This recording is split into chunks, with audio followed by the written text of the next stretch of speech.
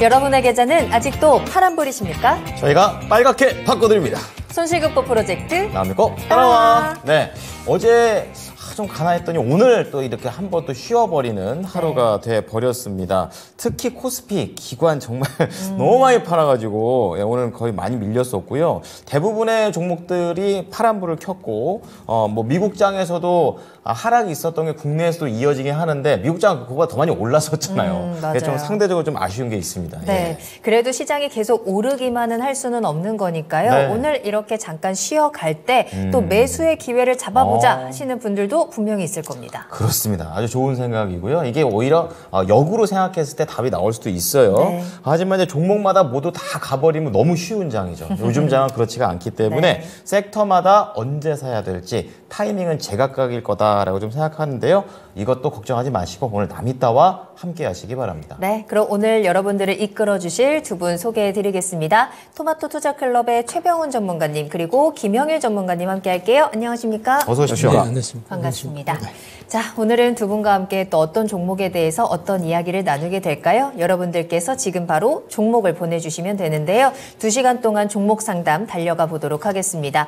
유튜브 채팅창에 종목명, 매수가, 비중 남겨주시고요. 전화 상담 가능합니다. 02-325-8200번, 325-8200번 열어두겠습니다. 네, 자 그러면 여러분께서 올려주시는 동안 저희는 오늘 또 관통을 했던 이슈를 좀 다뤄보도록 하겠는데요. 오늘 아무래도 제일 잘 갔던 거는 뭐 엔젤 산업이나 출산 장려 정책 뭐 이런 것들도 있었고 네. 하지만 저희가 잡은 거는 바로 우주 항공 산업입니다. 주제 공개해 주시죠. 네. 자, 저희 드디어 이제 우주 항공으로 우리도 날아갈 수 있을지 한번 그렇죠. 봐야 되는데. 일론 머스크에게 투자의 길이 있다. 이제는 우주 항공 위성이다. 이렇게 되어 있네요. 네, 오늘 뭐 많은 종목들이 파란불을 가득 채운 가운데 그래도 눈에 띄는 종목이 있었다면 바로 우주항공 관련주가 아닐까 싶습니다. 그렇더라고요. 사실 네. 우주항공 섹터 굉장히 오랜만에 다루는 것 같기도 해요. 그러게요. 그동안 좀 잠잠했었거든요. 최근에 뭐 자율주행이나 AI 그리고 뭐 챗 GPT, 로봇 그렇죠. 이런 미래 산업 성장성의 시장이 굉장히 주목을 했는데 네. 우주항공은 그에 비해서 살짝 한 발 뒤로 나서 좀 조용했었는데요. 야. 오늘 AP 위성 25% 급등을 하고요. 세트레가이라든지 하나시스템, 한국항공우주까지 굉장히 높은 급등의 모습을 보여줬습니다. 네. 자, 그렇다면 오늘 여러 가지 긍정적인 기대감과 함께 움직이는 요 종목들이 앞으로는 어떻게 될 것인가? 과연 올해는 정말로 우주항공이 우리가 여행도 갈 수 있고 그럼요. 종목들도 다시 한번 상승의 기회를 잡을 수 있는 건지 두 분의 이야기 들어보시죠. 네, 자 성장은 성장인데 또 새로운 분야가 다시 한번 부각되는 성장입니다. 자 우주 항공 위성 올해 과연 증시의 다크호스가 될 수 있을지에 대해서 여쭤보겠습니다. 네. 자 우리 김영일 전문가께서는 다크호스가 된다 안 된다 될 수 있다. 될 수 있다. 네. 그냥 된다 해주시면 안 됩니까? 할 수 있다. 될 하기 수 나름이죠. 있다? 약간 열어놓은 게 있고요. 최병훈 전문가는요? 네, 안 된다. 안 된다. 이것대로 되게 충격이 크네요. 안 될 수도 있다가 나갈 수도 있겠다는 생각이 네. 드는데. 자, 우선 김영일 전문가부터 들어보도록 하겠습니다. 될 수 있다. 어떻습니까? 뭐 일단 오늘 왜 이렇게 좀 상승이 나왔을까를 생각을 해봐야 될 좀 것 같아요. 뜬금없다고 생각하기도 했어요. 네, 그러니까 이제 지금 이 우주항공 관련해서는 이제 엮여 있는 여러 가지 것들이 있습니다. 뭐 최근에 머스크가 이제 스타링크 국내 진출한다라고 이야기를 하면서 네. 국내 통신사들하고 이제 또 협약을 진행을 했거든요. 그러면서 이제 또 이 B2B 그러니까 기업을 상대로 해서 어느 정도 이제 본격적으로 상용화가 될 그런 이제 예정에 있고 그 다음에 우주항공청 설립에 대한 부분인 것 같아요. 네. 이게 또 특히나 좀 쟁점인 것 같은데 원래 작년에 좀 통과가 되었어야 된다라는 이야기들이 나왔었거든요. 넘어갔죠, 이제. 네, 그런데 결론적으로 통과가 되지 않았고 이제 이달 9일까지 해서 임시국회에서 이제 통과가 되어야 되는데 만약에 통과가 되지 않는다라고 하면 이제 또 4월에 재발의를 해야 됩니다. 아, 다시 처음부터 해야 돼요? 네, 그러다 보니까 지금 현재 상황에서 결론적으로 9일까지 또 이슈가 앞두고 있잖아요. 통과가 되면 또 어찌됐든 우주항공에 대한 부분은 법적인 부분이 또 제대로 어느 정도 자리를 잡아야 되기 때문에 이 부분에 대해서 이제 앞선 또 이야기가 있다 보니까 보니까 이 부분에 그대로 반응을 한 것이 아닌가라고 생각이 돼요. 그러면서 결론적으로 이제 이 위성 쪽이라고 하는 건 제가 최근에 또 상당히 강조드리는 키워드가 성장이잖아요. 그렇죠. 예. 결국에 지금 현재 우리나라 그리고 이제 뭐 세계적인 글로벌 시대는 6G 레디 시대거든요. 이제 5G 시대는 지나갔습니다. 최근에 또 뭐 5G에 대해서 이제 6G로 넘어간다라고 하니까 뭐 5G 난 경험 못했는데 그렇죠. 5G 뭐 돈만 내고 이런 이야기들이 상당히 많이 나왔는데 그렇습니다. 예. 어쨌든 지금은 6G 레디 시대입니다. 즉 이제 5G에서 넘어가는 그러한 시대인데 6G 레디에서 가장 중요한 것이 무엇인가라고 했을 때 결국에는 저궤도 위성이거든요. 스타링크에서도 결국에는 중요한 게 무엇인가? 저궤도 위성이잖아요. 그때 그 전쟁 때도 저궤도 위성이 한몫했잖아요. 그렇죠. 예. 저궤도 위성에서 결론적으로는 이제 바로 왔다 갔다 할 수 있게끔 비행기에서도 이제 인터넷을 할 수 있게끔 그렇게 이제 위성과 직접적으로 신호를 쏘아내는 그러한 이제 또 상품들이기 때문에 결론적으로 이제 이 위성에 대한 이러한 이제 기대감이 좀 커지고 있는 것 같아요. 이제 성장을 해나갈 수가 있다. 제가 올해 들어서 이제 1월 달부터 성장이라는 키워드가 굉장히 좀 중요할 거다라고 많이 말씀을 드렸는데 네. 이러한 부분에 대해서 시장이 좀 주목을 하고 있다라고 생각을 해주시면 될 것 같고 시장의 분위기도 한몫을 하고 있다라고 생각을 합니다. 시장의 분위기가 올해 넘어오면서 이제는 금리 인하에 대한 기대감이 훨씬 앞서고 있거든요. 맞아요. 금리 인하에 대한 기대감이다라고 한다면 보통 시장에서 이제 금리가 낮아진다라고 했을 때 이 유동성이 확보가 되는 것에 기대감을 가집니다. 그러면서 환율도 조금 낮아진다라고 했을 때 외국인이 또 들어올 수 있는 효과도 마찬가지로 나타나고요. 그러다 보니까 결론적으로 위험 자산에 대한 투자 심리가 상당히 강해지거든요. 그러면은 성장에 대한 키워드를 갖고 있는 종목들이 위험 자산 쪽에 속하는 종목들이 사실 많습니다. 아직까지 실적이 나오지 않지만 그럼에도 불구하고 앞으로 성장할 수 있는 것들. 그렇죠. 그만큼 네. 또 기대감도 있는 거고요. 그렇죠. 예. 그래서 이제 이번에 뭐 제약 바이오나 아니면 엔젤 산업 지금 그렇게 막 실적 잘 나오고 있는 기업이 많이 없거든요. 기대군요. 그런데 왜 이렇게 상승이 잘 나올까? 결국에는 법안은 발의될 수밖에 없고 저출산에 대한 어떤 정책들은 계속해서 나올 수밖에 없으니까 그러면은 이제 뭐 이에 대한 수혜를 받으면서 성장할 수 있겠지. 위성에 대한 부분들 결국에는 앞으로 상용화 될 거니까 성장하겠지. 이러한 키워드들이 그대로 작용을 하고 있고 제약 바이오 같은 경우에도 결국에는 금리 인하 시대에 가장 또 수혜를 받을 수 있는 투심이 살아나는 약간의 위험 자산에 속한다라고 볼 수가 있을 것 같거든요. 네. 그렇기 때문에 이러한 시장 분위기도 한몫을 한다라고 생각을 하고 있습니다. 그럼 반대로 생각을 해보면 지금 이 위성 산업들이 본격적으로 상승을 하는 시기다라기보다는 시장의 분위기에 한몫을 받았다. 약간의 수혜를 받았다. 정도로 저는 해석을 할 수 있을 것 같거든요. 그렇군요. 예. 그래서 될 수 있다로 표현을 드린 거죠. 완벽하게 된다라기보다는 지금 현재 시장의 분위기가 분명하게 한몫을 한 것 같고 사실 아직까지 멀었잖아요. 그렇죠. 예, 우주 항공 혹은 이제 우리가 정말로 뭐 화성을 놀러 갔다 온다. 일론 머스크가 우리는 화성에서 뭐 살아야 된다. 뭐 이런 이야기 굉장히 뜬구름 잡는 이야기 같잖아요. 아직까지는 그렇죠. 예. 먼 이야기 같고 그래서 아직까지 실적이 나오려면 저는 많은 시간이 걸린다라고 생각을 하고 있습니다. 그렇기 때문에 지금 현재 상황에서 어쨌든 성장성에 대해서 기대감을 가지고 시장이 주목을 해줬으나 본격적으로 주도를 하기에는 아직까지는 무언가 조금 먼 이야기가 되지 않을까. 그러면서 그나마 이제 주목을 해야 되는 쪽이 어디냐라고 했을 때 이제 실질적으로 그래도 관련해서 수익성이 나타날 수 있는 쪽이 저는 중요하다고 생각을 하거든요. 그러면 그나마 관련해서 수익성이 나타날 수 있는 쪽은 저궤도 위성 쪽이다. 지금 현재 저궤도 위성은 어찌됐든 뭐 계속해서 쏘아줘 올려가고 있거든요. 우리나라 같은 경우는 하나 시스템이 최근에 또 이제 순수 국내 기술로 해서 위성을 최근에 또 쏘아 올렸기 때문에 저궤도 위성에 대한 부분은 앞으로 수주권들이 계속해서 나타날 것이다라고 생각을 하고 있습니다. 그래서 우주항공에 대한 부분은 아직까지 먼 이야기지만 지금 이제 시장의 분위기에 대해서 어느 정도 수혜를 받았고 그나마 가장 긍정적인 쪽은 이제 저궤도 위성 관련된 모멘텀을 보유한 쪽이 아닌가 생각됩니다. 네, 그리고 전문가님께서 계속 말씀하셨지만 올해 키워드를 성장에 잡으셨고 성장에도 순서가 있다라는 말씀을 하신 적이 그렇죠, 있잖아요. 그렇죠. 네. 우주항공, 위성 역시 그 성장의 키워드에 적합하는 분야 중에 하나로서 순서로서는 좀 지금은 많이 뒤에 있는 걸까요? 그러니까 이제 최근에 반도체 뭐 CXL, 뭐 온디바이스 AI 돌다가 바이오 돌다가 뭐 로봇도 최근 한 차례 돌았었고 그러니까. 그래서 순서대로 쭉쭉쭉쭉 돌다가 이제 우주항공청 설립에 대한 이야기 뭐 그다음에 뭐 일론 머스크 이런 이야기들이 앞에서 이제 나오다 보니까 이 맨 뒷순서에 이제 수급을 받아주는 거죠. 그러면은 제가 앞서 말씀드렸던 부분이 성장 이런 키워드에 따라서 종목군들이 굉장히 또 순환이 올해에는 잘 나올 거기 때문에 이러한 것들을 빨리빨리 캐치하는 분들이 굉장히 또 또 수익 보기 쉬울 거다라고 말씀을 드렸는데 지금 그러한 그림이 그대로 나오고 있다라고 보시면 될 것 같아요. 그러면 지금은 우주항공에 대한 이야기가 나고 관련주들이 상승이 나왔잖아요. 그러면 이제 완전히 이쪽만 볼 게 아니라 지금 현재 이쪽에 대해서 수급이 들어갔으니까 어느 정도 이쪽도 주목을 하면서 이 다음에 또 새롭게 수급을 받을 섹터가 어디인가, 성장의 키워드에 맞게끔 다음 순서에 맞게 또 수익을 받아줄 곳, 이 수혜를 받을 곳이 어디인가를 또 동시에 생각을 해봐야겠죠. 하나쯤은 담아놓는 건 괜찮아요? 내 포트에? 지금 너무 상승이 지금, 나와서 네.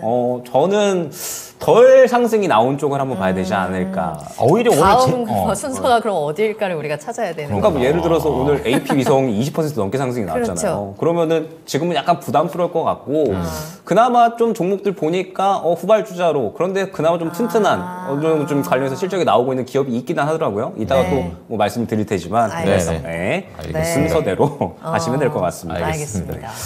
저는 뭔가 물어보려는데 최배원 전문가한테 여쭤봐야겠어요. 좀 이따가. 안 된다. 바꿔서 안 된다. 이렇게 얘기하셨는데 들어보겠습니다. 오늘 주가 상승은 이제 그동안 이제 다 세트로 돌다가, 22년도에 주식들이 많이 올랐었거든요. 네. 그때 오른 이유들이 새로 이제 우주 개발 관련 지능 기본 계획이 발표가 됐어요. 네. 22년도고 그래서 그러면서 이제 그 기대감 계속해서 실제로 발표된 주가가 못 갔거든요. 그러다가 계속 못 가다가 2차 전지 양극재 뒤처지고 뭐 리튬이 뒤처 그러다가 올해는 계속 안 좋다가 최근 들어 이제 실적이 좀 호전이 올해 대다수 좀 됩니다. 그래서 그런 실적 호전 관련된 섹터고 해서 한 번에 네. 이제 반등이죠. 그러니까 고점에 찍고 계속 내려와 있다가 한 번에 뭐 20% 낮은 고점을 돌파를 못했지만 그런 중소형주 형태고요. 물론 이제 스타링크가 스페이스X에서는 네. 일론 머스크 가장 세계에서 잘하고 있지만 우리 국내에서는 아직 뭐 기준조차도 마련하는 상태입니다.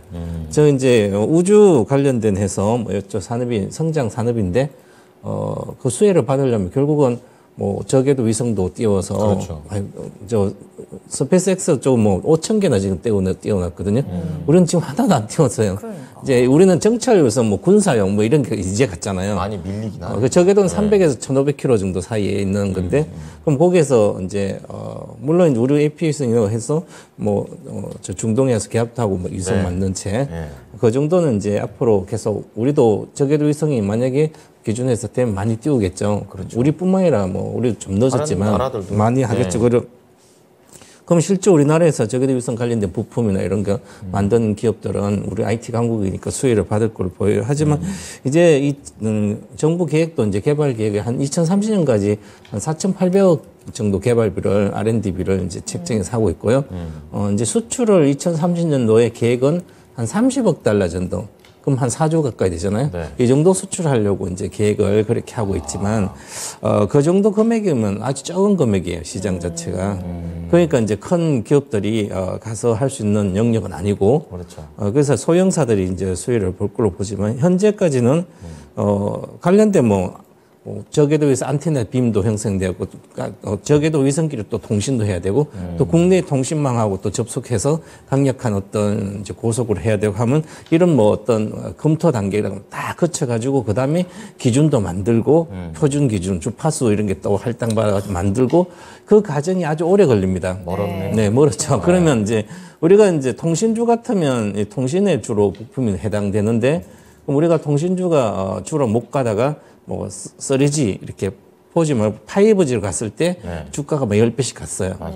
그러면 5G가 확실히 혁신적이라고 생각해서 그런데 그러면 이제 그 2018년도 실제로 평창 올림픽 때 그때 시연을 하고 실제로 주가는 그 이후에 이렇게 떴거든요. 네. 그러면 떴는데 주식이 그 전에 계속 있다가 뜨는 거는 사실은 1년 뭐 가거든요. 그럼 그때 당시 실제로 실현이 되고 실제 사용이 해야 되는 거거든요. 깔고 인프라 구축하고 그런데 아직 이런 쪽은 우리는 연구 단계다. 뭐 이러면 실제로 실적이 나오기 멀었기 때문에 큰 시세를 못 낸다는 거죠. 만약에 주도주가 되려면 2차 전지 올해 저게 양극재가 엄청난 실적을 작년부터 냈거든요. 작년보다 실적 폭발적으로 일부러 보여주니까 주가도 막 올라가서 이제 이런 실적이면 앞으로 2027년도 30년대 얼마나 실적이 많이 나오겠냐. 그래서 매출이 뭐 3조였는데 앞으로 2027년 15조가 되면 이게 얼마나 이렇게 해서 막 주식 올라간 그 스토리가 되거든요. 네. 근데 이런 것은 아직 그 스토리 만들 수가 없거든요. 그래서 이제 이 중에서 물론 이 산업은 실제로 초소형 위성이 중요하니까 도입기, 산업 성장이 이제 사이클이 있으면 성장 사이클, 도입기, 성장 초입, 성장 중기 가서 이제 성숙기 단계, 세특기까지 가는데 그러면 우리가 주식 투자자는 도입기 때 그 산업이 도입할 때 아직 이제 가능성 도입할 때 그때 주식을 사면 기본 10배가 나오거든요. 네. 그게 10배거예요. 그러면 배터리 같은 거 2016년도, 17년도 아무거나 사놓고 그렇죠. 있어도 10배는 기본 기대감으로. 같습니다. 네, 내려오더라도. 그런 거죠. 네. 그리고 그 핵심 1등좀 막 100배씩 가거든요. 그처럼 그러면 우리가 우주 산업에 관련된 항공산 엄청난 성장이에요. 네. 과연 이게 뭐 누가 잡느냐. 어떤 사람들은 우주에서 강부를 켜오는 그 기업이 어디 북유럽에 어디 있는데 그 기업이 핀란드인가에 그 최고 있어요.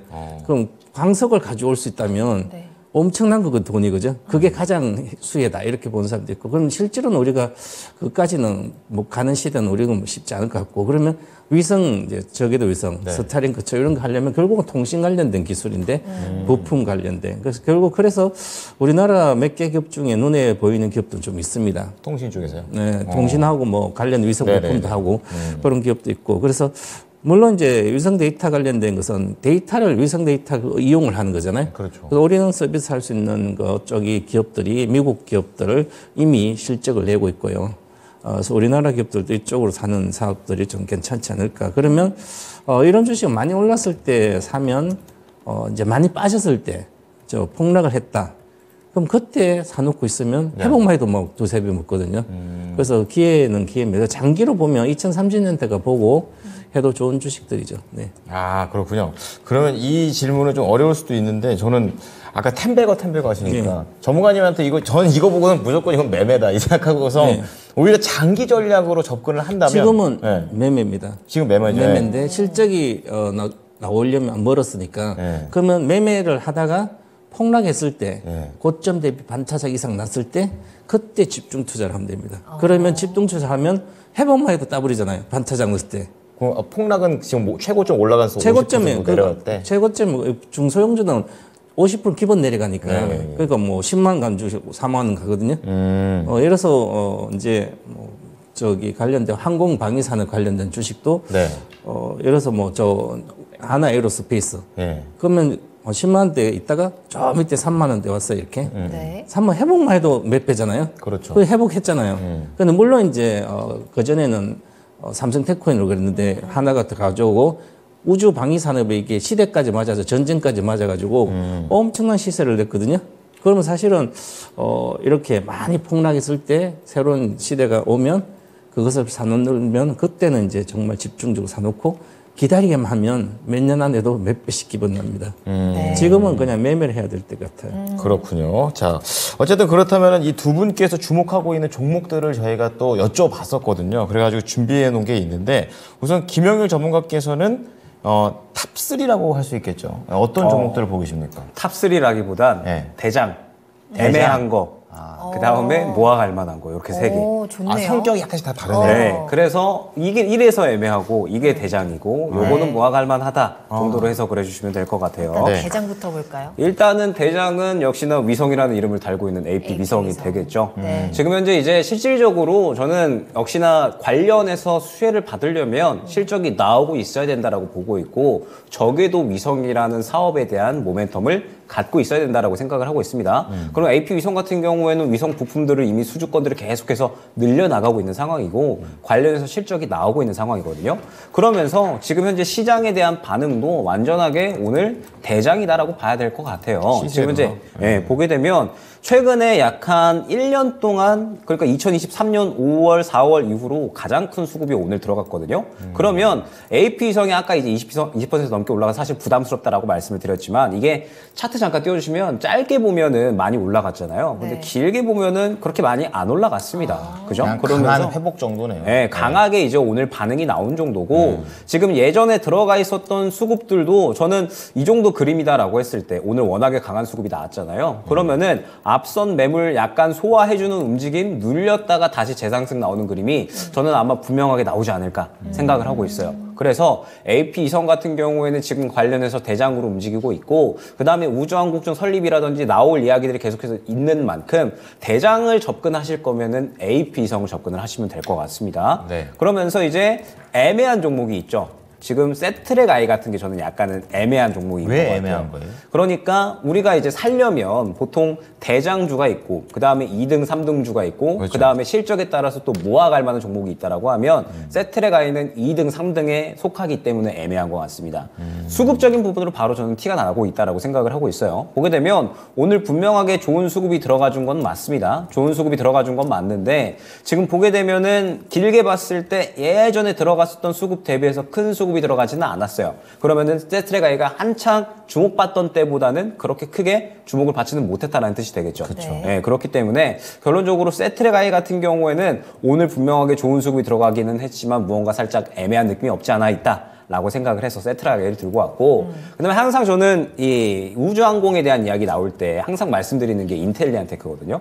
이 종목은 모아갈 만하다로 저는 항상 꾸준히 말씀드려요. 왜냐하면 이 인텔리안테크가 저궤도 위성 관련해서 저궤도 위성 띄워주면은 이제 신호를 안테나로 받아와야 되잖아요. 그렇죠. 그래서 인텔리안테크가 안테나 사업을 하고 있는데 60개국에 지금 이미 수출이 진행 중인 만큼 굉장히 또 안정적으로 사업을 키워 나가고 있는 기업입니다. 기술력도 있나 봐요. 네, 기술력이 상당히 세계적으로 뛰어나다라고 봐야 될 것 같아요. 그러면서 꾸준하게 실적이 좋아지고 있는 기업이고 관련해서 또 안정적으로 실적이 나오고 있는 기업이라 모아가려면은 저는 인텔리안테크 같은 게 좋지 않을까 생각이 됩니다. 지금 최근에 이미 이제 이 6G 관련된 이러한 사업들을 준비를 하고 있는 것 같아요. 네. 최근에 이제 뭐 이동통신 관련된 기업을 하나 또 인수를 했더라고요. 그러면은 인텔리안테크가 지금 이 안테나 사업하면서 6G 관련된 이러한 이제 모멘텀을 좀 준비를 하고 있구나. 무언가 사업을 좀 준비를 하면서 앞으로 미래를 좀 준비를 하고 있구나. 통신사가 결국엔 중요한 거잖아요. 그렇죠. 통신사와 협약을 맺고 이제 뭐 이 저궤도 위성과 좀 신호를 쏘아 올리는 그런 것들이 중요한 건데 지금 이렇게 이제 또 어느 정도 이동통신 관련된 기업을 인수를 했다? 그러면 이 내용은 무언가 이제 이 수직화를 시키면서 밸류체인을 형성하고 있구나. 약간 이런 생각이 들거든요. 그러면은 지금은 이제 실적도 상당히 안정적으로 나오는데 이렇게 또 밸류체인도 만들어 나간다라고 했을 때 앞으로에 대한 성장성에 대한 기대감은 분명히 나올 수가 있다라고 생각을 해요. 그러면서 인텔리안테크가 지금 주가 자체도 어느 정도 바닥을 좀 확실하게 잡아준 구간이에요. 그러면서 수급도 긍정적이라서 저는 접근할 거면 AP성과 인텔리안테크 딱 두 종목만 보면 되지 않을까 생각합니다. 그렇군요. 자, 그러면 최병호 전문가께서도 세 종목을 골라오셨는데, 이거 겹치는 것도 있습니다. 네, 저는 항공 우주 앞으로 네. 우주 시대도 와도 1등주는 하나 에어로스페이스라고 보고 있고요. 네. 그다음에 인텔리안테크 우리 김효희 전문가님 설명 잘 해주셨고, 네. 그다음 세트랙 아이 요 세 종목을 보면 되지 않을까. 그 중에 지금 실적이 가장 괜찮아지고 좋아지고 마음 편하게 물리도 갖고 있는 주식이 네. 인텔리안테크가 실적이 올해 급증할 걸로 보입니다. 그래서 이 인텔리안테크가 이제 안테나 위주로 네. 그걸 만들거든요. 그래서 초소형부터 뭐 위성치들 쭉 있으면 군지 위성 다 있으면 안테나 제일 또 중요하거든요. 그래서 우리가 과거에 이제 스마트폰 전에 스마트폰이 전에 이제 피처폰들이요? 피처폰이잖아요. 네. 좀 안테나 빼고 있었잖아요. 아, 그렇죠. 그 스마트폰 그 안테나 안에 네. 들어가 있었고. 네. 그래서 안테나 만드는 회사가 주가가 한 30여 억 많이 갔었어요. 선도적으로 부품주 중에. 네. 그래서 이쪽이 되지 않을까 그렇게 보이거든요. 물론 이제 빅데이터를 해서 군지 위성 활용해서 빅데이터 활용하는 것은 시간 더 흘려야 될 것 같고 일단은 인프라를 깔아야 되니까 네. 그 인프라를 깔면 뭐 위성들 막 수백 개를 띄우고 하면 일단 그런 인프라 깔아놓고 이제 데이터 구축될 거 아니에요. 데이터 구축 나중이고 그래서 인프라 구축하는 게 먼저 주식이 좋다. 그러면 가겠네요. 우리가 이제 5G를 할 때 보면 인프라 구축하는 회사 중계기 강대역 중계기 하는 회사들 주식 먼저 많이 갔잖아요. 10배씩 기본 가고 그렇듯이. 그래서 저는 이제 중소형주는 인텔리안테크가 가장 안정적으로 좋을 것 같고요. 그다음에 제가 이제 차트를 이렇게 보니까 하나 에어로스페이스는 제가 3만대, 3만대 계속 그랬는데 앞으로 우주한 거냐? 테마주 해봤자 빨리 사고, 빨리 팔고 나와야 되거든요. 예를 들어서 보시면 세트레가예요. 여기 21년도에 한 달하고 잠깐 두 달 갔다 끝없이 빠졌어요. 네. 그럼 이 대다수가 개인 투자자 가서 물리거든요. 여기서 물려버리면 5만 원대 물려서 지금도 36,000원이에요. 네. LP위성도 한 달밖에 급등 안 하거든 이렇게. 그렇죠. 그러니까 아주 매매가 어렵다는 거예요. 그렇죠. 이런 걸로는 돈이 안 됩니다. 사실 많이도 못 사고. 네. 그런데 하나 에어로스페이스가 와 엄청나게 큰 주식이고 그런데 이 주식을 보시면 여기 아무 때나 몰리고 아무 때나 가고 있잖아요. 아무 때나 사도 돈은 벌려요. 지금도 사상 고점 돌파 시도하잖아요. 네. 그 이런 주식은 5만 원, 6만 원, 7만 원 그냥 뭐 1,000억씩 사도 그냥 1,000억 버는 거예요. 뭐 1,000억 없어서 그렇지만 1억치 맞아요. 사그죠. 네, 그러니까 맞습니다. 돈이 벌려면 3천만 있어도 이렇게 5만 원일 때 그럼 3천만 올인하고 있으면 되잖아요. 그렇죠. 그거 있어도 그냥 3천 벌리잖아요. 리스크가 없는 거예요, 그죠? 그러면 이 앞으로 얘도 이제 스페이스 사업을 시작하는데 그러면 요즘 항공 방위산업에서 돈 많이 벌고 있잖아요. 네. 수주대 그 돈 번 걸로 우주 사업을 하려면 돈이 엄청나게 들어갑니다. 자기가 벌어서 자기가 개발하는군요. 일론 머스크는 할 수 있지. 그렇죠, 예. 돈 선제 투자해서 그죠? 그렇죠. 좀 미친 사람 아니고도 쉽지 않아요, 그죠? 그러니까 돈이 많아야 할 수 있는 사업에 중소형 회사들은 그건 조그만 거죠. 그래서 결국 하나 에어로스페이스 보면 주가도 이제 이런 주식들이 요 과거에 2010년 12만 이익 최고가 이때는 이제 우리 디카 만드는 삼성테크는 있거든요. 네. 그러다 하나가 인수해 갔어요. 하나가 방위산업 하면서 하나가 인수해서 이 방위산업을 해서 완전 회사를 탈바꿈 시켜야 되는데 결국은 성공시키니까 이 12만 원 돌파거든요. 네. 사실 그 주가는 항상 그렇습니다. 그래서 이것도 마찬가지. 그래서 뭐 다른 주식도 마찬가지고요. 그러면 지금은 AP위성을 보시면 여기 최고가인데요. 아직까지 뭐 보여주는 거는 뭐 수주도 하고 그런데 뭐 요거 돌파하더라도 주가 수익률이 크진 않잖아요. 그다음에 인텔리안테크는 보시면 조금 안정적이에요. 과거 21년도 여기 고점에서 9만 원이었는데요. 그다음 22년도 딱 9만 2천 원. 그다음에 23년도 왜 이거 30%밖에 안 빠지거든요. 고점 대비. 네. 그만큼 안정적이라는 거죠. 한 번도 적자를 낸 적이 없습니다. 이 기업은. 한 번도 적자를 낸 적 없이 꾸준히 처음에는 20년 30억, 20억, 100억, 이제 150억씩 이익을 내고 이제는 180억, 이제는 400억도 이익이 늘어납니다. 우등생이네. 올해 140 이익이 크게 늘는데 매출도 30% 늘잖아요. 그죠? 그럼 이것을 아무 때나 사놓고 비중 조절을 해야 되는 거죠. 저는 뭐 8만이다. 그러면 3만, 5만 이하 가면 그냥 한 50% 비중 사놓고 내려가면 더 사면 됩니다. 왜냐하면 계속 증가하니까 실적이요. 그처럼 이런 주식은 가격이 빠지기 기다리면 안 빠지거든요. 지금 오늘 하루에 7% 올랐지만 상승률로는 3인데 그래도 테마주 3이지만 아무 때나 사놓고 물리면 더 분할로 밑에 사는 게 더 좋은 투자 전략이지 않을까 이렇게 보여집니다. 네. 자, 오늘은 일론 머스크에게 투자의 길이 있다. 우주 항공과 관련해서 얘기를 좀 나눠봤는데요. 각각 종목들을 좀 말씀을 해 주셨습니다. 최병훈 전문가 하나에어로스페이스, 인텔리안테크, 세트레가이, 김영일 전문가 인텔리안테크, 그리고 AP위성, 세트레가이. 겹치는 종목들이 있으니까 이것에 대한 매력들을 한번 가져가셨으면 좋겠습니다.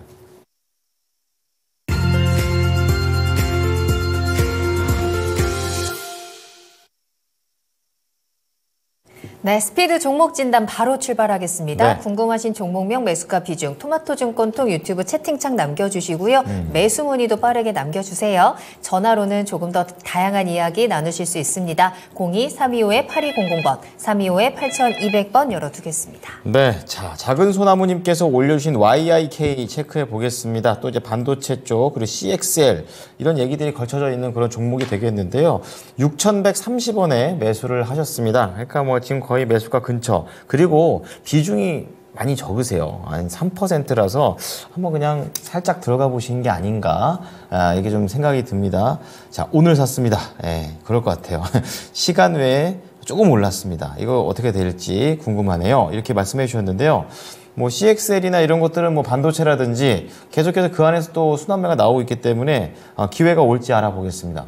김영일 전문가님께 어떻게 보십니까? 그러니까 살짝 발만 담궈보자라는 생각으로 한번 접근을 하신 것 같아요. 정말 안전한 느낌입니다. 3%. 네, 그러니까요. 워낙에 이제 오늘 시장 같은 경우는 사실 보면은 제약 바이오, 그다음에 반도체밖에 없었거든요. 맞아요. 그렇기 때문에 워낙에 이제 가는 쪽이 계속 가는 시장이다 보니까 CXL 쪽이 사실 시장에서 굉장히 주목을 많이 받고 있잖아요. 아무래도 이야기가 나온 지 얼마 안 됐는데 올해부터 상용화 기대감이 바로 이제 나타나고 있기 때문에 관련주들이 이렇게 상승이 잘 나오고 있다라고 보시면 될 것 같습니다.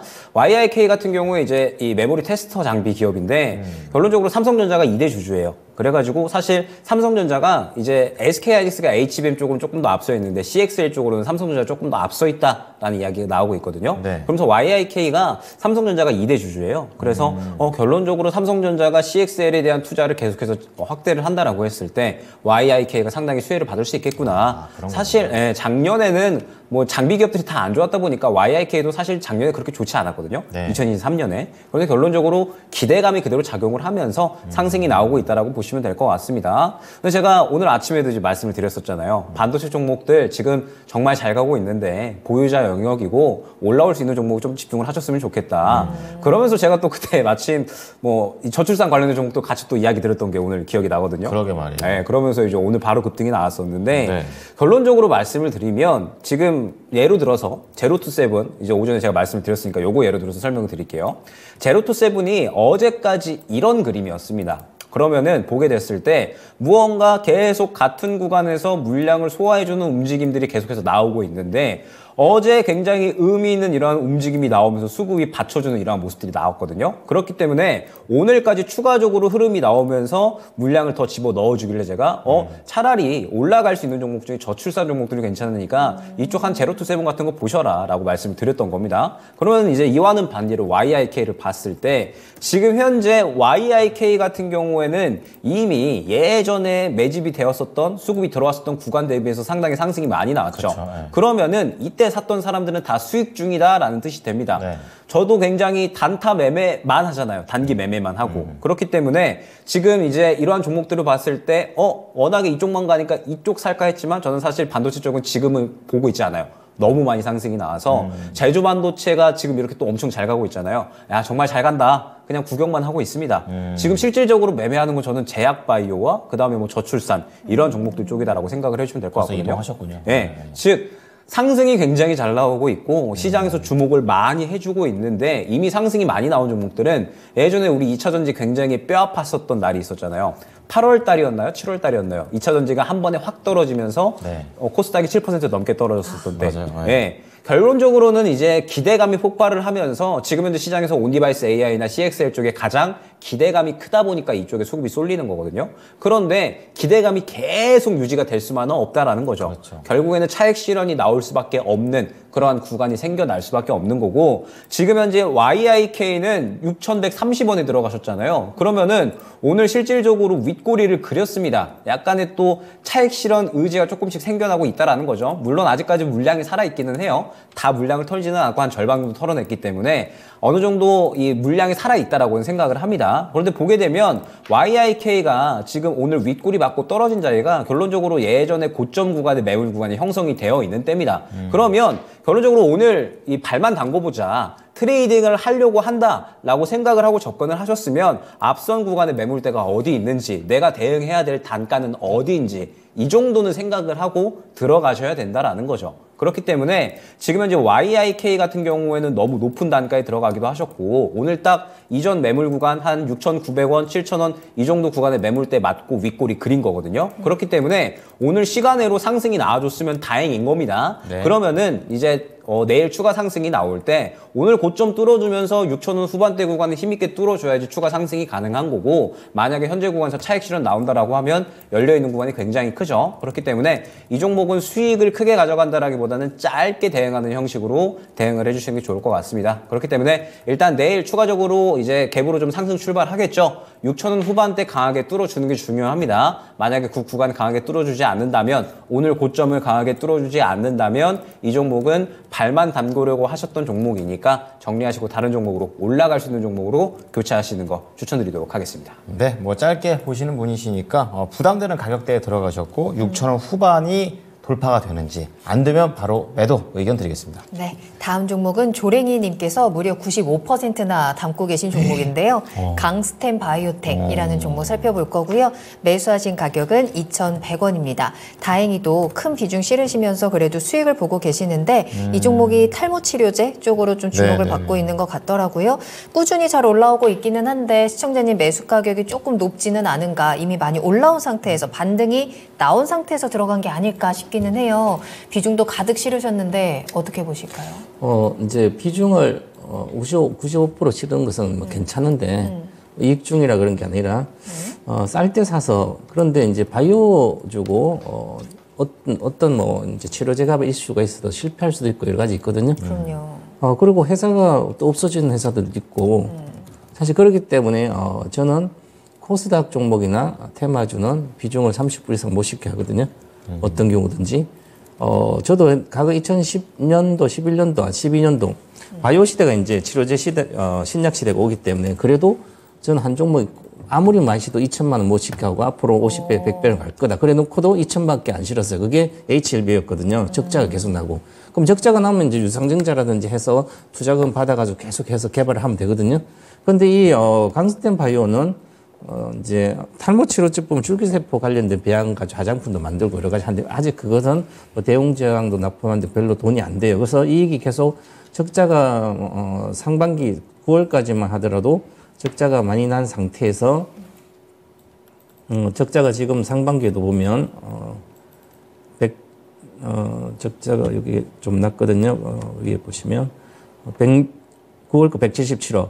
근데 이게 적자는 뭐 다 나도 상관없습니다. 개발비만 계속 있으면 충원할 수 있다면. 그러면 이걸 이제 바이오주를 해서 만약 비중을 30% 실었을 때 문제가 된다면 심각하거든요. 한 번에 내가 죽을 수 있어요. 그러니까, 주식하다가. 네. 뭐 기아차나 다른 거는 뭐 100% 실어도 삼성전자는 뭘 실어도 상관없는데 그런데 이제 이렇게 되면 이제 재무제표를 봐야 됩니다. 이제 재무제표를 알아야 주식을 좀 기본적으로 이 회사의 안정성이 여러 가지 알 수 있거든요. 그래서 재무제표로 공부를 해야 돼요. 반드시 바이오주라든지 뭐 게임주, 테마주들은 이 실적이 안 나오기 때문에 재무제표를 분석해서 과연 내가 개발비로 계속 될 수 있는지를 그걸 꼭 체크해 봐야 됩니다. 그럼 체크해 보니까 자산 부채비율이 지금 한 120% 정도 되는데 지금 자본이 9월 기준으로 298억이에요. 그런데 부채가 유동부채면 234억입니다. 그러면 여유가 100억 정도 얼마 없어요. 물론 이제 자산도 보면 비유동 자산이 300억 있으니까 비유동 자산이 있고 그럼 이 부동산 다른 게 있던 거죠. 그럼 급할 때 적자가 나면 갖다 쓰지를 못하는 거죠. 대출 받았어도 이거밖에 안 되기 때문에 그럼 이 회사는 좀 불안한 거예요. 불안해서 주가가 주식이 줄기세포 해가지고 특별하게 뭔가 한 방이 크게 하진 않아요. 신약 이런 게 뭐 그런 잘 아니기 때문에 그러면 주식이 보시면 과거에 19,000짜리가 이렇게 1,000원짜리 1,000까지 왔거든요. 19,000원. 19,000원대와 이게 여기서 올라갈 때는 줄기세포 막 해서 2018년도가 바이오주 많이 그 뒤늦게 갔었습니다. 그런데 1,000원대까지 와서 이제 2,000원이니까 싸고 보이잖아요. 그만한 이유가 있는 거죠. 그래서 요렇게 지금은 이제 올해는 바이오 제약이 좋기 때문에 추세적으로 그래서 저는 목표가 드리겠습니다. 일단 5,500원의 목표가 드리겠습니다. 지금보다 2배가 넘어요. 그러네요. 그 정도는 아마 올해는 충분히 갈 걸로 보이고요. 그 다음에 내년부터 이제 탈모 관련된 이제 개발 계약을 해서 내년부터 매출이 나올 걸로 보이고, 그리고 25년도에 임상 관련된 줄기세포 관련된 또 임상이 이제 3상이 끝나기 때문에 그래서 기대감이 있기 때문에 올라갈 거 보여서 그래서 손절가가 중요합니다. 저는 손절가는 2,300원 드릴 테니까 2,300원에 분개를 하면 일단 절반은 매도를 하고 비중을 줄여놓고 본다. 그렇게 해서 거래가 실려있기 때문에 현재는 기술적으로 아주 좋습니다. 그 2,300원이 안 깨지면 저 95% 그대로 들고 가야죠. 가요? 비중 줄이지 말고? 일단 가요. 안 가다가 회사가 어떻게 좀 어떻게. 저는 잘 뭐 어쨌든 뭐 본인 선택이니까 뭐 쇼부를 걸었으면 한번 본인 가보는 게 좋지 않겠어요? 알겠습니다. 강스템 바이오텍 5,500원까지 꺾이지 않고 쭉쭉 올라갈 수 있기를 함께 응원을 하도록 하겠고요. 2,300원에서 또 익절하시고 나오는 그 가격도 반드시 기억하시면 좋겠습니다. 네. 전문가님은 안 되는 건 그냥 확실하게 안 된다고 그러고 맞아. 되는 거는 모든 걸 털어서 갑니다. 자, 이번에는요. 코인대마왕님께서 스맥이라고 좀 작은 종목 하나 올려주셨어요. 4,500원에 매수를 하셨네요. 근데 최근에 4,500원을 살짝 넘는데 막 그 시원하게 그 위로 올라가지는 못합니다. 10%의 비중을 담고 계시는데 한번 수익 보셨대요. 그래가지고 다시 한번 가려고 다 찾아갔었는데 이번에는 물렸다. 이렇게 좀 얘기를 해 주십니다. 이게 이제 교체를 좀 빠르게 하는 게 나을지 아니면은 여기서 조금 더 기다려야 될지 중요하죠. 이러다가 또 앞자리가 바뀌어버리면 여기서 또 충격이 가기 때문에 분기점에서 좀 주신 것 같습니다. 알아보도록 하죠. 자, 김영길 전문가님, 스맥은 매수까지는 올 수 있을까요? 스맥이 저번 주였나 저저번 주였나요? 제가 이제 딱 상담 드리려고 하는 타이밍에 문의가 왔었는데 끊겼던 종목이었거든요. 네. 제가 그때 말씀드렸던 게 정말 좋은 이야기가 있다라고 말씀을 드렸던 종목이 이 종목입니다. 스맥은 제가 지금 시장에서 사실 가장 좋게 보고 있는 종목이거든요. 그래요? 네, 그 정도입니다. 왜 그러냐라고 하면 일단 스맥이 최근에 상당히 급등이 나왔었던 구간이 있었어요. 이때가 이제 로봇 모멘텀이거든요. 스맥이 이제 공작기계 쪽, 그 다음에 로봇 솔루션 쪽을 또 사업을 진행을 하고 있다 보니까 이때 이제 두산 로보틱스가 IPO 한다라고 이야기가 나오면서 로봇주들이 굉장히 상승이 잘 나왔었습니다.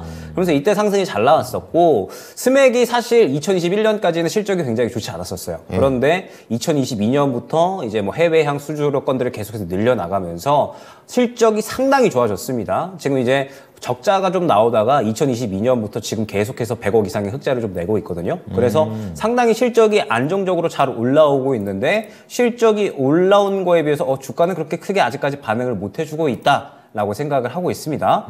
그러면서 지금 현재 또 스맥이 모멘텀을 하나 더 확보를 했죠. 최근에 폐배터리 해체 장비 분해에 대한 공급사로 또 선정이 됐어요.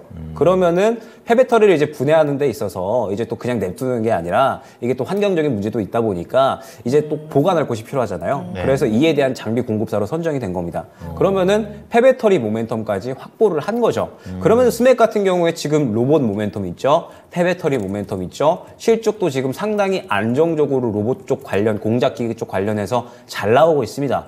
그러면은 지금 상황에서 스맥 같은 경우에 사업적인 내용은 상당히 좋다라고 봐야 될 것 같고 그 다음에 최근에 기술적인 부분으로 봤을 때에도 크게 아직까지 많이 못 올라왔다라고 말씀을 드렸잖아요. 그런데 수급적인 부분이 예전에 로봇 이야기 나오면서 상승이 나왔었던 때 최근 모두 다 담는 물량이라고 저는 생각이 되거든요. 그러면 스맥이 지금 사업적인 내용도 좋고 실적도 좋은데 물량을 이렇게 계속해서 담아준다? 이거는 저는 분명하게 무언가가 있다. 라고 생각을 하고 있습니다. 그래서 최근에 약간 또 눌리고 있는데, 100만 주 정도, 2,000원짜리 또 이제 또 CB 물량이 이제 또 전환이 되면서 상장이 됐어요. 그래서 이제 그 물량이 상장이 되다 보니까 약간은 좀 눌리고 있는 구간이다라고 저는 생각을 하는데, 저는 스맥 같은 경우에는 오히려 저는 더 모아가셔도 되는 종목이 아닌가 생각을 합니다. 1차 목표가는 한 5,000원 후반대 정도까지 저는 무난하게 보셔도 되지 않을까 생각을 하고 있어서 오히려 더 빠지면은 또 물량 더 사셔도 되는 종목이 아닌가 말씀드리겠습니다. 이거 중장기도 되는 거예요? 중장기로 보고 있는 중장기로 봤을 때? 알겠습니다. 중장기, 제 기준 중장기는 한 달 이내 정도? 한 달 이내? 네. 알겠어요. 전 그거에 대한 단기라고 생각했었는데. 두 분이 정말 완전히 다르다. 사람마다 네. 기준이 다르니까요. 맞아요. 예. 전문가님은 또 장기하면 또 한없이 길거든요. 그러니까요. 10년 가야 되거든요. 예. 네. 자, 스맥입니다. 매집 전략 좋게 보시네요. 그리고 5,000원대 후반까지 한 달 정도 그 이상 그 정도의 기간을 보시면서 한 접근해 보시면 좋을 것 같습니다. 네. 다음 종목은 기아입니다. 오대산 생골킴님께서 78,000원에 지금 80% 담고 계시는데요. 기아가 지금 현재 93,800원. 어제 오늘 조금 꺾이기는 했지만 그래도 계속해서 상승세 유지하고 있죠. 10만 원까지 갔었습니다. 시청자님 근데 80% 담고 계시는데요. 20%를 더 담아도 되는지 언제 담아야 되는지라는 질문을 주셨거든요. 최병훈 전문가님께서 앞서서 진단하시면서 짧게 스쳐가는 말로 기아 이런 거는 그냥 완전히 담아도 돼요라고 하셨는데 그럼 기아가 지금 80% 이미 가득 담고 계신데 네, 20% 완전히 몰인해도 되는 앵커님 건가요? 그 중량이가 다 들었군요. 저는 못 들었어요. 그 제가. 기억이 나요. 네. 지난 이제 배워야 산다 마지막 강의에서 지난 수요일이죠. 기아를 이제 올해 자동차, 전기차 중에 핵심 1등 대장은 기아다. 기아다. 기아를 딱 그 다음날 폭등해 버렸어요. 그래서 그 다음에 그래서 기아가 참 이렇게 28일 날 여기 보시면 네. 안 오르다가 그냥 올랐거든요. 목요일 날. 그래서 10만 900원 찍었습니다. 12만 원이 사상 고점이거든요. 그래서 제가 이제 이렇게 이 주식이 과거에 35만 원 이상도 간 39만 8천 원. 요게 최고가예요. 기아가 현대차 인수하기 전에. 근데 이제 기아가 거의 망했다가 현대가 인수해가지고 이렇게 살렸거든요. 6천 원 뭐 때 쭉 해서. 그래서 살려가지고 있는데, 그러면 이 주식이랑 어쨌든 가그 흔적이 있잖아요. 그 주식이란 것은. 네. 가그 흔적이 있는데, 그게 완전히 새로운 기업으로 탈바꿈해서 완전히 큰 기업으로 탄생되는 기업들은 이 사상 고점이 나의 역사에 있던 이 역사의 사상 고점 반드시 돌파를 해요. 그 아까 이제 하나에어로스페이스를 제가 12만 원 이제 돌파했잖아요. 하나에어로 네. 15만 원이니까.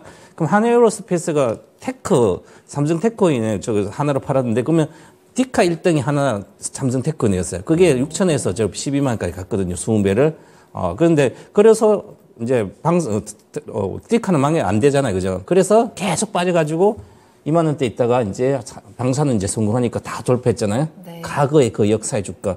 그게 DB 하이텍도 그랬고요. 그다음에 하나에어로스페이스도 그렇고 물론 삼성전자는 사상 고점 늘 돌파해요. 한 5년 정도 있으면 사상 고점 돌파해서 사상 고점 돌파해 가지고 50%는 기본 나거든요. 그럼 삼성전자 96,800원에 50%면 기본적으로 15만 원 가는 거예요. 사상 고점 항상 3배씩 돌파, 성장할 때 3배, 평상시는 더블. 아무리 못 가고 50분 돌파해요. 그게 이제 지금까지 역사였습니다. 그러면 이제 기아차가 저는 이제 39만 8천 요거를 돌파를 하려면 전기차로 2등이 돼야 돼요. 글로벌 테슬라가 1등, 기아가 2등, 현대기아차. 저는 아마 그렇게 27년까지 될 거로 봐요. 그래요. 이미 일본은 망했고요. 일본은 토요타 지금 자기도 하이브리드 잘했다고 지금 큰 소리 치고 있거든요. 잘 팔리니까 하이브리드가. 늦죠. 지금 테슬라가 이제 BYD가 지금 엄청나게 중국에서 BYD가 1등 갔잖아요. 전기차 판매를 테슬라 제키고. 그럼 BYD를 제재 않고 수출 제재 안 하면 전 세계 가서 BYD 다 깔릴 거예요. 전기차로. 그러면 다른 엔진차 망하는 거죠. 못 들어오는. 그리고 우리 현대기아차는 지금 공격적으로 계속 하고 있잖아요. 맞아요. 투자를. 25년도 내년 말이나 돼서부터 25년도 미국에서도 생산 많이 되고 그러면 기아는 당연히 장기적으로 봤을 때 저는 39만 8천원을 돌파한다고 보고 장기로 갖고 가면 돼. 그럼 사실은 2, 3년 들고 가야 되겠죠? 그럼 가능하고 지금 80%인데 또 더 사고 싶다 그러면 네. 더 사도 되지만 제가 보기에 저한테 안 물어봐도 될 것 같아요. 7만 8천 이렇게 잘 샀는데 뭐 7만 8천이면 최저가에 올해 10월에 샀으면 10월 말에 최저가 산 거고 작년 올해 8월에 사도 저가에 산 거예요. 그래서 지금 이렇게 가서 하니까 오늘 빠져 더 사고 싶은데 저는 80%면 충분하다. 20%는 이것저것 단타하면서 세월만 보내고 이것은 처박아 두라 이렇게 말씀드리겠습니다. 네, 우리 어떤 분이었죠? 오대산 생골킴 님께서는 이미 충분히 잘 하고 계시다. 우리 최병훈 전문가님께서 인정해 주셨고요. 이미 80% 잘 가지고 가고 계시니까요. 나머지 20%는 또 다른 종목으로 또 단기적으로 또 빨리빨리 또 수익을 볼 수 있는 종목들로 좀 시장의 재미를 보시는 것도 어떨까라는 조언도 함께 전해드렸네요. 참고하시길 바라겠고요. 여러분들께서도 다른 종목 진단할 때도 잘 들으셔야 합니다. 그 안에 내 종목에 대한 그러게 힌트가 말이에요. 나올 수 있기 때문에 네. 집중해서 함께 해주시기 바랄게요. 자, 그러면은 이번에는 노승호님께서 오픈엣지 테크놀로지 올려주셨거든요. 이거 많이 언급이 됐었고, 이것도 네. CXL입니다. 22,000원에 매수를 하셨고, 지금 수익을 보고 계십니다. 22,000원이면은 뭐 12월 한 초반? 이 정도는 사셨다가 올라가는 거 보고 같이 가신 거 아닌가 좀 이런 생각도 들고요. 8%를 담으셨는데, 장단기 매매 전략.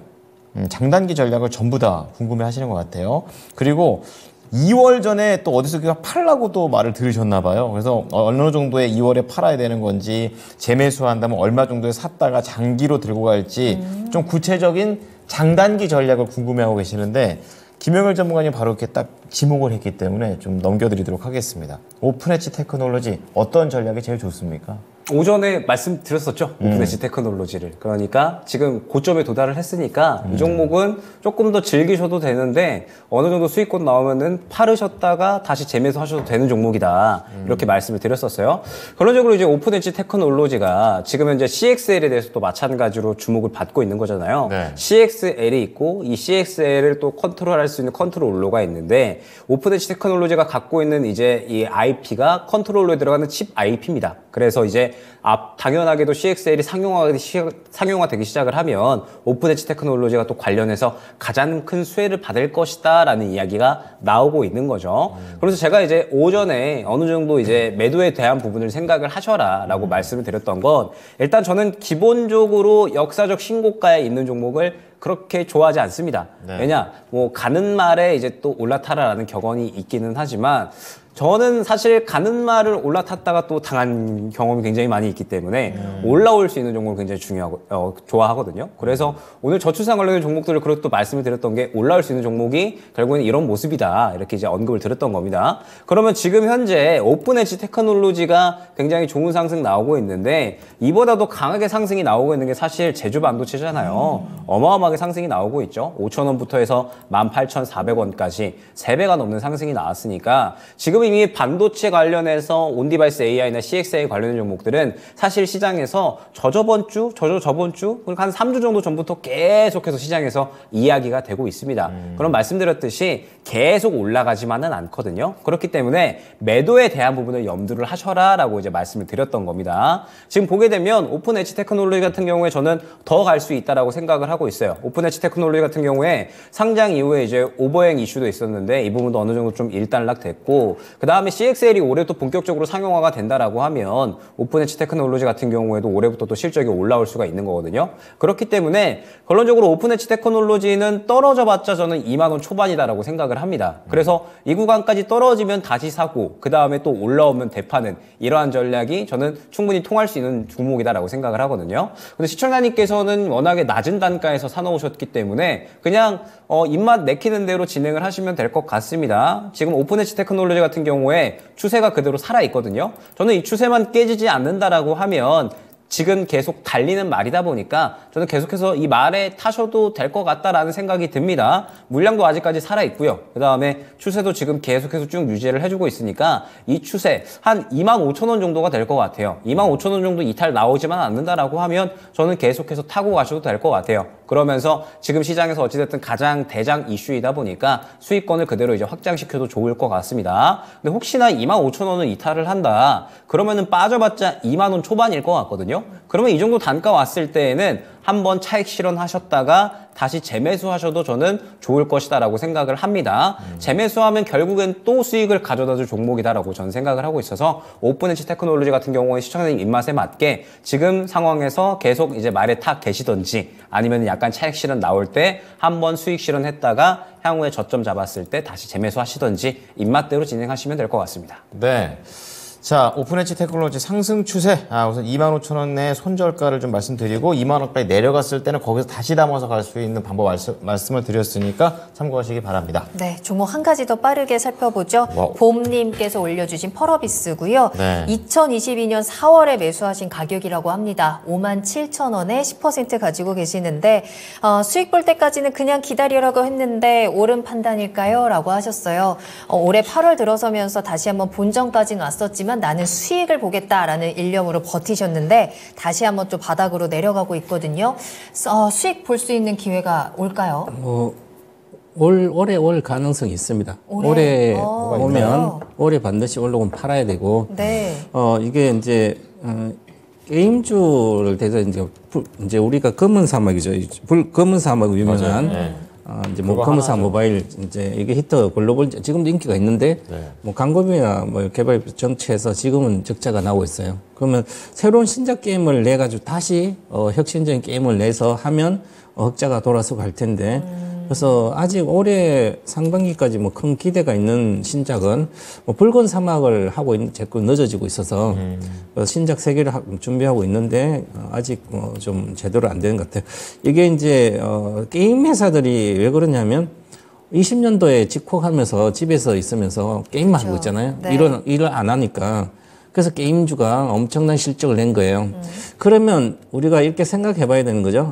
요 코로나가 끝나면 게임할 수 없잖아. 밖에서 직장을 일해야 나가서 되잖아요. 놀아야 되는데. 이 생각만 딱 들면 주식은 엄청 쉬운 거예요. 그죠?